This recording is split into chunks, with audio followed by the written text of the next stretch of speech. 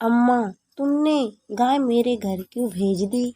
सुबह सुबह कड़ाके की ठंड, हर तरफ कोहरा ही कोहरा नजर आ रहा था। सुबह के 5:30 बज चुके थे। दूर दूर तक कोई नजर नहीं आ रहा था। घर के सदस्य अपनी अपनी रजाइयों में घुसे हुए थे। पर यह क्या, घर की बहू नंदिनी घर के पीछे की तरफ बने हुए बाड़े की सफाई कर रही थी।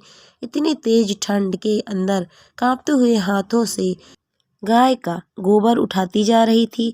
साथ ही साथ मन ही मन कुढ़ती जा रही थी, हे भगवान, जल्दी जल्दी काम निपटा लूं, नहीं तो अम्मा जी मेरा जीना दुश्वार कर देंगी। ऊपर से तबीयत भी ठीक नहीं है। मन ही मन सोचती जा रही थी, कितनी ही कोशिश कर रही थी पर हाथ पैर तेज चल ही नहीं रहे थे। 5:30 बज चुके थे। अगर 6:30 बजे तक ये काम निपटा कर नहा धोकर चौके में नहीं घुसी तो अम्मा जी का अपना राग शुरू हो जाएगा। 6:30 बजे तक तो बिस्तर में चाय चाहिए होती थी उनको। पति मनोज को भी तो उसी समय जागना होता है। उसके बाद वहीं बिस्तर पर बैठकर फरमान जारी करती रहेंगी। 7:30 बजे तक मनोज का टिफिन भी तैयार करना होता है। आखिर नौकरी के लिए रोज शहर जो जाना पड़ता है। शादी को अभी 7 महीने ही हुए हैं। शादी से पहले कितना कुछ कहा था इन लोगों ने, बेटा शहर में नौकरी करता है, हमारे यहाँ तो नौकर है, काम करने के लिए गाय तक पाल रखी है, खूब दूध दही होता है, हम तो ताजी चीजें ही खाते हैं, आराम से रहो, खाओ पियो मस्त रहो।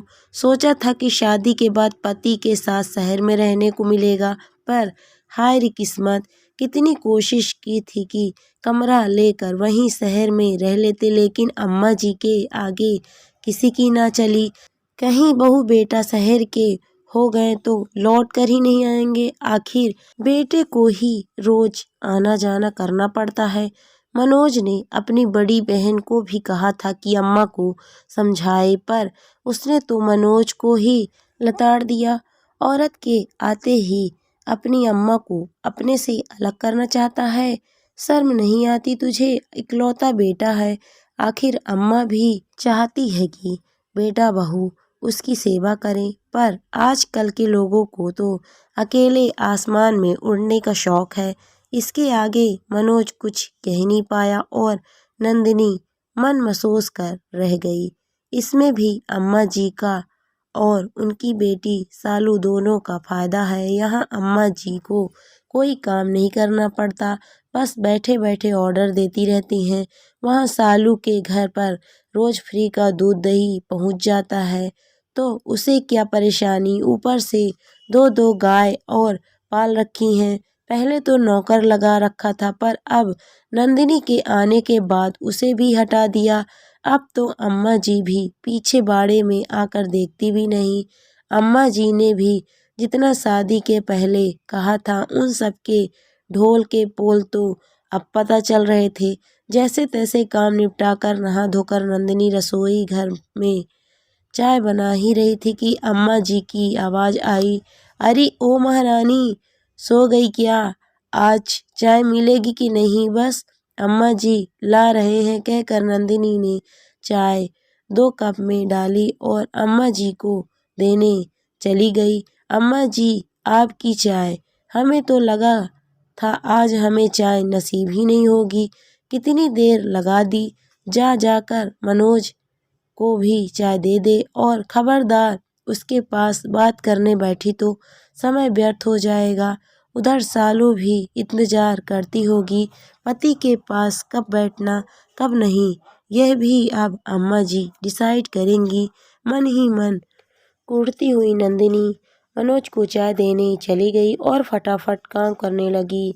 इतने में फिर अम्मा जी की आवाज़ आई, बहू बर्तनों को धोकर ही उसमें दूध डालना, शालू ने कहा है कि उसकी सास आने वाली है, बर्तन बिल्कुल साफ सुथरे होने चाहिए। हाँ, हम तो गंदगी में ही रहते हैं, नंदिनी ने मन ही मन बड़बड़ाती हुई बोली। अम्मा जी, बर्तन तो रात को ही धो दिए थे, रात को बर्तन धो कर रखी थी तो क्या बर्तन फिर से धो लें? काम करते ही जोर आता है। और सुन, सारा दूध डाल देना, और वो दही जमा रखा है वो भी अलग केतली में डाल दे। दूसरी गाय बीमार होने के चक्कर में रोज एक ही गाय से दूध मिल रहा है। वहाँ शहर में तो कहाँ ताजी चीज खाने को मिलती होगी उसे। यह सुनकर नंदिनी के हाथ जहाँ काम कर रहे थे वहीं रुक गए। मन ही मन सोचने लगी, सारा दूध भेजने के लिए कह रही हैं, फिर तो घर में कुछ भी नहीं बचेगा, फिर मेरी तबीयत भी ठीक नहीं रहती। डॉक्टर तक ने मुझे दूध लेने को कहा है। इतना काम करने के बावजूद भी मुझे कुछ भी खाने पीने को नहीं मिलता। मनोज और अम्मा जी तो अभी नाश्ते के साथ एक एक गिलास दूध का घटक लेंगे, पर मेरा क्या, मुझे तो चाय भी नहीं पीने देती। कहती हैं कि चाय पीकर रसोई में काम करेगी तो रसोई झूठी हो जाएगी। आखिर हिम्मत करके अम्मा के पास गई तो देखा अम्मा जी मोबाइल पर बात कर रही थी। नंदिनी को दरवाजे पर खड़ा देखकर बोली, अरे तू अभी तक यहीं खड़ी है, जल्दी से दूध केतली में डाल, वहाँ सालू दूध का इंतजार कर रही है। देख, उसका फोन भी आ गया। आखिर हिम्मत कर नंदिनी बोली, पर अम्मा जी सारा दूध भेज देंगे तो घर के लिए दूध नहीं बच पाएगा। अब क्या करना है दूध का, नाश्ते में सब दूध ले ही लेंगे, और कोई मेहमान आए तो पड़ोस की दुकान से मोल ले आएंगे। पर अम्मा जी मुझे बहुत कमजोरी हो रही है, और आपको पता ही है कि डॉक्टर ने कहा था कि सुबह शाम एक गिलास दूध ले लिया करो। हो, कुछ नहीं होता, शरीर को जैसा बनाओ वैसा बन जाता है। इसलिए काम चोरी छोड़ करके जरा जल्दी जल्दी हाथ पैर चलाओ ताकि शरीर मजबूत बने। और वैसे भी मेरी बच्ची के दूध पर नज़र मत मार। भला कभी सुना है कि बहुओं को भी दोनों टाइम दूध पीने को मिलता है। अम्मा ने अपना मोबाइल स्पीकर चालू कर दिया। ले सुन सालू, आजकल की बहू के नखरे। अरे अम्मा, अपनी बहू से तो पूछ कि उसके मायके दूध दही की नदियाँ बहती थी क्या।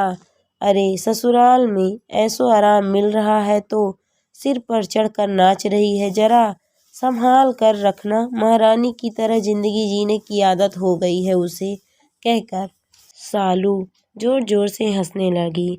नंदिनी को अभी भी वहाँ खड़ा देखकर अम्मा जी बोली, अब भी कुछ सुनना है क्या, जा जाकर अपना काम कर। उस समय तो नंदिनी ने कुछ नहीं कहा, चुपचाप रसोई में जाकर दूध दही केतली में डालकर दे दिए।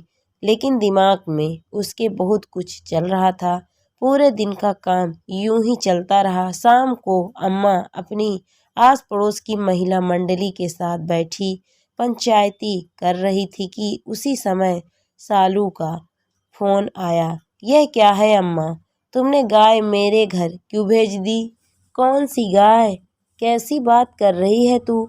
अरे वही गाय जो रामदीन काका मेरे घर के सामने बांध कर चले गए। अरे मैं तो घर पर भी नहीं थी, पीछे से मेरी सास मना करती रही, लेकिन रामदीन काका बोले अब मैं गाय लेकर कहाँ जाऊंगा। मुझे तो आज शहर अपनी बिटिया के घर ही रुकना है, इसीलिए वो मेरे घर के बाहर बांध कर चले गए। मनोज को भेजकर अभी के अभी गाय वापस लेकर जाओ। यहाँ आस पड़ोस में अच्छा खासा तमाशा हो गया है, ऊपर से मेरे ससुराल वाले भी नाराज हैं। सालू ने बोलकर फोन बंद कर दिया। इधर अम्मा उठकर बाड़े की तरफ भागी, देखा तो गाय थी ही नहीं। नंदिनी को आवाज देती देती अम्मा जी घर में आई। अरे ओ बहू, बाड़े में से गाय कहाँ गई। नंदिनी, जीजी के घर। तेरे हिम्मत कैसे हुई गाय को यहाँ से वहाँ भेजने की। उधर सालू को कितनी बातें सुननी पड़ रही है, अंदाजा भी है तुझे। जितनी बातें आप दोनों मिलकर मुझे सुनाती हैं उससे तो कम ही सुननी पड़ रही होगी। तेरी हिम्मत कैसे हुई गाय को शहर भेजने की। अभी तो मैं भी बैठी हूँ। तू कौन होती है फैसला लेने वाली? वो क्या है ना अम्मा जी, दूध दही खाए नंदरानी और गोबर उठाए बहू रानी। ये बात कुछ जच नहीं रही थी। इसीलिए जब राम दिन काका आए और बोले बिटिया शहर जा रहा हूँ टेम्पू लेकर, कोई सामान सालू के यहाँ भिजवाना हो तो बता दे, तो मैंने सोचा गाय को वहीं भेज दूँ, जिससे जीजी को इंतजार भी नहीं करना पड़ेगा और वैसे भी अब हमसे न होगा ये सब। बड़बड़ाती हुई अम्मा मनोज को फोन कर गाय को शहर से लाने का बंदोबस्त करने लगी। आखिरकार मनोज गाय को रात को टेम्पो से शहर लेकर आया।